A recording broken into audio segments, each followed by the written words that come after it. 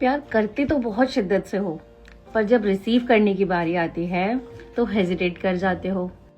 Heart में palpitations होती हैं, घबराहट होती है जिसका कोई स्पेसिफिक रीजन नहीं होता। Trust me, this is my lived experience. कोई हेल्प करने नहीं आएगा, कोई आपको वैलिडेशन नहीं देगा। जितना लोगों की एक्सपेक्टेशंस को पूरा करने की कोशिश करोगे, उनका ध्यान सिर्फ उस पर जाएगा जो आपने उनके लिए नहीं किया। ना तो आपके प्यार में कोई कमी है, ना आप में, और ना ही उन लोगों में कोई कमी है। कमी है तो बैलेंस की। अगर आपने दिया है तो रिसीव करना is equally important, and this is the lesson that we must learn. और ये रिलेटेड है आपके हार्ट चक्र से, यानी कि अनाहत चक्र। और हार्ट चक्र को एक्टिवेट और बैलेंस करने के लिए हमें ज़रूरत है सेल्फ लव की। सेल्फ लव यानी कि खुद को प्रायोरिटाइज करना, अपने आप को वहीं रखना जहां हम एक्सपेक्ट करते हैं कि दूसरे हमें रखें।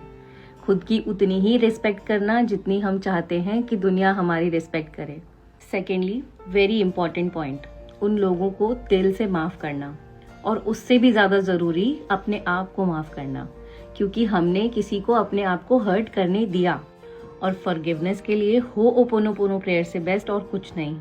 ये सिर्फ 4 सेंटेंसेस नहीं हैं, ये एक्चुअली आपको ट्रांसफॉर्म कर सकते हैं अंदर से। Number 3, gratitude.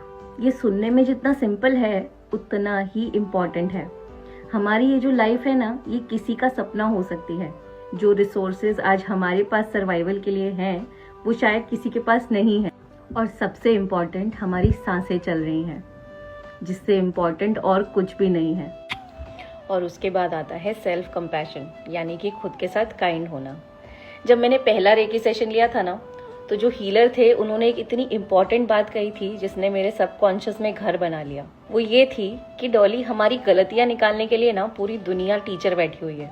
टीचर क्या, प्रिंसिपल्स बैठे हुए हैं। तो अगर हम भी अपने में गलतियां निकालेंगे तो क्वालिटीज कौन निकालेगा? है ना इम्पॉर्टेंट बात।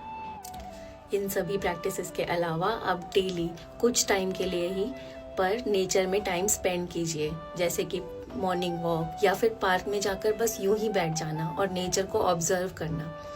ये सभी प्रैक्टिसेस आपके हार्ट चक्र को ओपन करने में बहुत हेल्प करती हैं। And last but not the least, recce healing.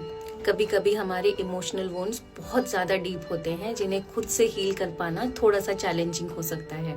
तो रेकी हीलिंग हमारे हार्ट चक्र को क्लेंस और एनर्जाइज कर सकती है।